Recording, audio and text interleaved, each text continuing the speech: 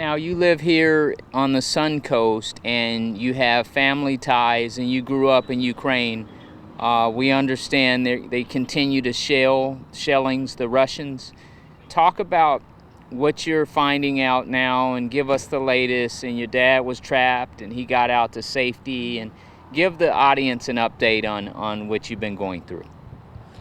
Well, unfortunately, we get more and more bad news from Ukraine, but still, unfortunately, Ukraine is less and less in international news. And people do not get enough updates about the Ukrainian situation and the war in Ukraine. And more and more of my friends and my family members joined the military to protect Ukraine and our freedom. And this war hits us even here every day. We get more news from our people, from our friends and siblings from Ukraine. And it's still, of course, not safe to go back for them. And unfortunately, we do not make enough money from local fundraisings, to help our people. So the situation is really bad. If people see this, when they see it on the news, is there a website or what can they do to help provide resources to help the Ukrainians here, and even you guys can send something back home? We would be highly appreciated for any support from local people from Tampa Bay area. And we have a charity organization named Danube International Company.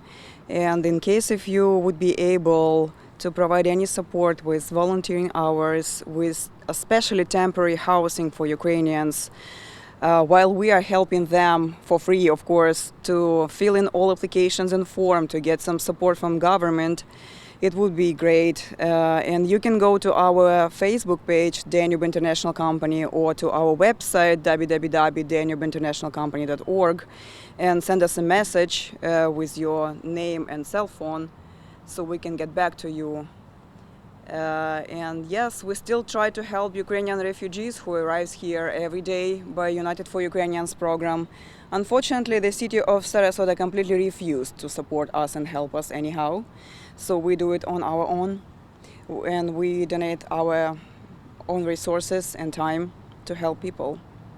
And the worst issue for them to get some housing, like at least temporary housing, while they are getting support from government. Now, take us into an update on your dad. When we first met, he was trapped in the train station in Kyiv. He was able to get out and go into Poland. Give us an update on his whereabouts and how he's doing and that sort of thing. He is now with my sister in Washington, D.C. He is safe, he's fine.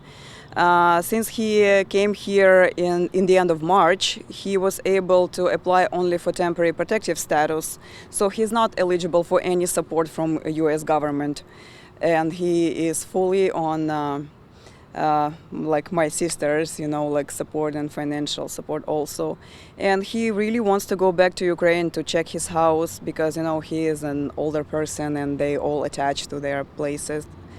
And he wasn't able to attend his sister funeral because she passed away because of the stress, unfortunately, because my cousins are... I'm sorry.